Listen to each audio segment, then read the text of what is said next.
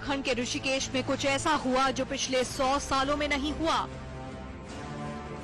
गंगा के बीचों बीच लगी महादेव की मूर्ति पानी के सैलाब में बह गई। Dear Suresh, you are at home, but you must be aware of the Uttarakhand disaster, as according to the roster, you may be deployed to Uttarakhand to support the relief operations for an initial period of 15 days. Please make necessary arrangements as to reach Uttarakhand on Monday 27th of April 2015. You will be reporting to Diksha Verma, who is the overall team leader for the relief operation in Uttarakhand. Please attend the orientation session before you leave, either physically or on Skype if you are not in town. Please ensure that you carry enough warm clothing like sweaters, jackets, shawl, socks, cap, etc., as it is extremely cold in Uttarakhand.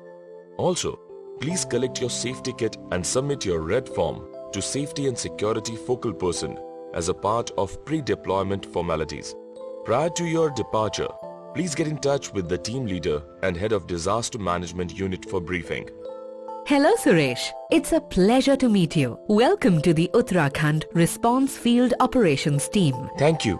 I need a brush up about our procedures. I'll take you through relief distribution procedures.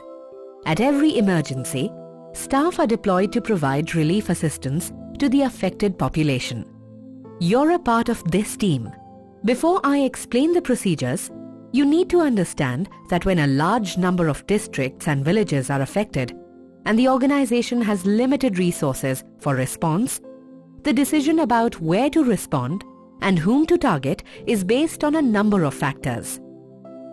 Some are explained here: impact of the crisis or disaster, coping capacity of the affected community, response from the government and other humanitarian actors, organizational presence. Based on the secondary data available, the assessments are done in the worst affected districts and villages. Secondary data analysis, identifying and listing the worst affected areas and most vulnerable pockets, communities in that area. Rapid needs assessment on the ground. Initial relief distribution, example water and ready-to-eat food or biscuits, is done parallel to the rapid needs assessment. Geographical targeting, selection of districts, villages, blocks, wards, household or individual targeting. People's vulnerability to disasters depends on their social, cultural, economic and political environment. The marginalization of lower castes, Dalits and Adivasi communities, women, girls and children, especially lactating and pregnant mothers, get magnified in disasters due to historically pre-existing practices of untouchability and discrimination. Out of the worst affected villages, blocks, wards or pockets, CARE will shortlist area for rapid damage and needs assessment based on the knowledge and experience from the past that certain groups are affected more than other groups and have lesser coping capacities. During the rapid assessment, if there is an urgent need, biscuits and drinking water is provided in the village or community where assessment is taking place. Then, based on need that emerged, some items are included from the standard relief items. Relief only begins post-assessment and post-close coordination with local partners and government upon receipt of items at base station. Rapid assessment includes assessment of varied sectors such as food, wash, health, shelter, protection, to understand the immediate needs of disaster-affected communities. How can the people or households needing assistance be identified? The following criteria can be used for identification. Poorest of the poor, those families who have completely lost everything, that is, house fully damaged, loss of cattle, land, no other source of income and all other assets lost. Women-headed households, people with disabilities, elderly, sick and other vulnerable and most marginalized groups. Care beneficiary of other ongoing development projects. Those who have not got any relief from any other source. Families with the most number of small children and child-headed households. Families with pregnant and lactating women. Based on the assessment findings, a decision is taken about relief assistance, items and quantities for distribution. We will now sit together to discuss and agree on the distribution plan.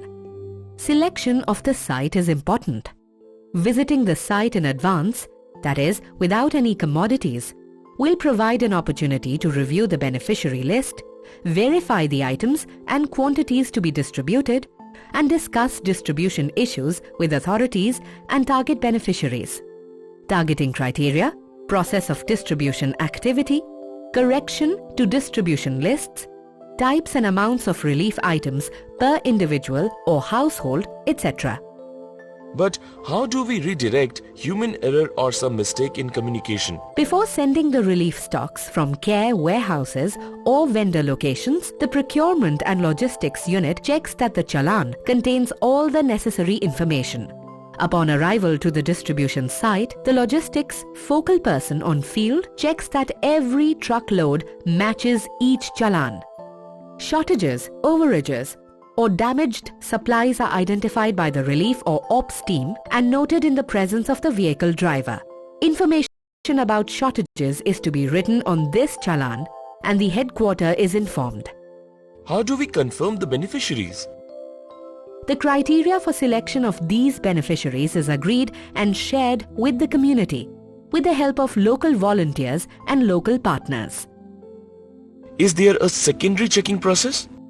Once the beneficiary list is prepared by the care volunteer with community involvement, a random verification process should be done to check whether right beneficiaries have been selected. This should be done by the care staff. Okay. Once it is confirmed that the selection has been done well, all beneficiaries should be given tokens printed in the local language along with English. After the verification process, tokens should be numbered as per the number in the beneficiary list. Tokens also contain list of items to be received along with the quantity. It also has the contact number in case of any complaint or feedback on receiving the relief kit. That is in terms of quality, quantity of items received, and behavior of relief team members.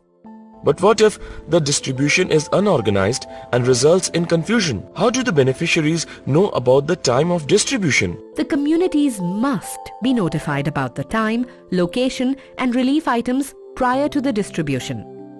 Distributions should be scheduled so as to avoid long queues and crowds. If more than one community is served at a distribution point, each community should be advised in advance of distribution times and which will be served first, second, and so on based on token number. This planning should be done along with the community leaders or volunteers. How can we encourage more beneficiary involvement? Efficient distribution is only possible with the active participation and support of the beneficiaries themselves, including their leaders, committees, etc. They can then provide workers, distributors, warehouse watchmen and security personnel. Their services should normally be on a voluntary unpaid basis as a community contribution to the assistance program. Are there any people who should not be recruited from beneficiaries? As a general rule, storekeepers and distribution point managers should preferably be recruited from non-beneficiaries. Can you draw me a rough diagram of distribution center? Can you explain the movements, please? The distribution area should have only one entrance and one exit. The complaint table is away from the distribution point. There is a separate area to receive the commodity. Beneficiaries sign or thumbprint the beneficiary list upon entry. After receiving supplies, they cannot move back, only forward. What about security? Security factors have been considered. Once the site is set up properly, enough volunteers, community leaders present, etc. If security personnel is necessary, they have been briefed on possible problems. Their role and responsibilities are clear. At the time of distribution, the beneficiaries first form a queue in waiting area. The distribution area is guarded by 2 persons. Once the beneficiary's token number is called, the beneficiaries will enter and go to the verification desk. Once their token is verified and punched, beneficiaries will sign or thumbprint on the list and then move to the supply section. The supply section tears off the part of token that is kept by the organization and gives the beneficiary section back to them. Beneficiaries move out of the area from exit section with their stocks. Tell me more about the distribution site. Any important points? There are certain important things you should memorize. The distribution site should take into consideration type of assistance to be provided, weight, volume, planned time span of the operation, hours or days, total number of beneficiaries, location of the beneficiaries, distance from the distribution site, weather conditions and time of the year, logistical considerations, transportation, warehousing, site access, terrain and road conditions, security for beneficiaries and relief teams, convenience for beneficiaries, especially women and girls, single child-headed household, old-aged, person with physical disability that may result in difficulty in accessing the distribution point, lactating mothers with infants.